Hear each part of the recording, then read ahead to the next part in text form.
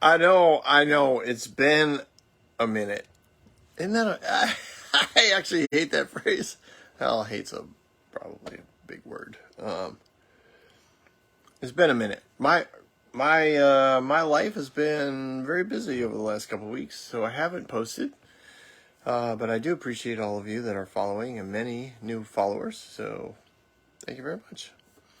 I wanted to talk a little bit about spiritual moms and dads because I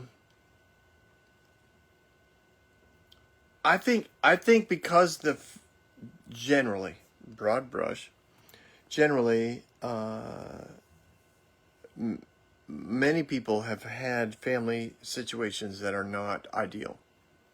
So there's either sometimes it's a lack from a father or a mother figure, or sometimes it's abuse from a father or mother figure, or sometimes it's an absence of a mother or father figure. But often there's a lack of some sort going on from the family, and so we look for spiritual mothers and fathers to fill in that gap, to create uh, an opportunity for us to overcome the lack by having a spiritual input. And generally speaking, I think that's a beautiful thing. I do. I know that I know it happens, and it's good. What I have also seen in this realm of spiritual moms and dads is that there are those who look to be spiritual moms and fathers who do so with a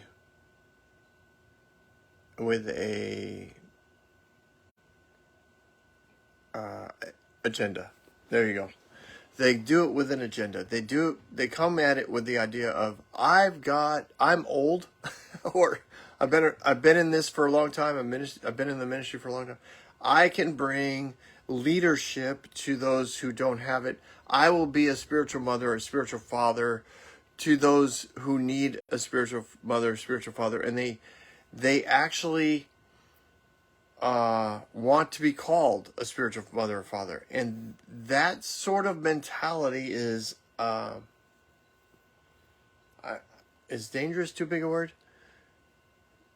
I think it's something you should be very curious about. If somebody's like, let me be your spiritual mother, let me be your spiritual father, I think you have to ask yourself why. It's not, I get it. You may desperately want them to be your spiritual mother or father because they're awesome people and you think, oh man, I really want that. Oh, this is going to be great. But I think you gotta wonder. I think you gotta step back and wonder, why is it do they want to be a spiritual mother or father to me? I think a lot of times spiritual mothers and fathers don't come with a position of, I'm going to share with them my struggles and my journey, and we will journey together. I think a lot of them come with, I'm going to tell them my story and my journey so that I can impart to them wisdom and information because I am their spiritual mother. And there's not a give and take. It's all give. They do not reciprocate the struggle. They do not reciprocate the interaction with life. Sometimes, a preacher will get up and they'll be like, hey, your pastor has problems. Your pastor has an issue. But it's done as a sermon illustration. And I've seen it done as a sermon illustration from somebody who collected Air Jordans. I mean, he made it into this big spiritual, illustration from the pulpit. I thought, this is such a performance.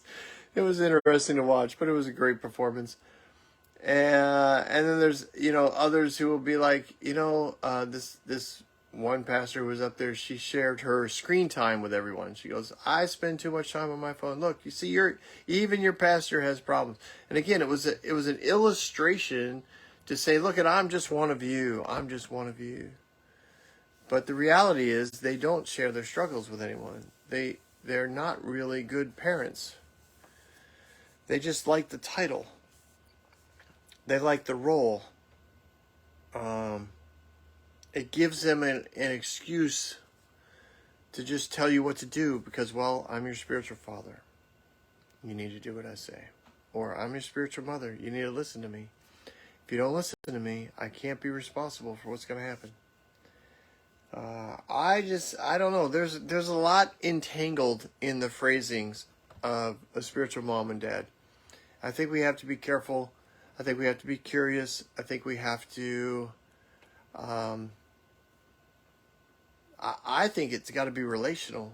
I don't think you can have a spiritual mom and dad who don't also share their spiritual journey with you. Not just what they've learned, like, do this because I learned the lesson, but what am I going through currently? What am I struggling with now? Moms and dads, I don't care how old you are, right? Moms and dads still have spiritual journeys. We don't ever arrive.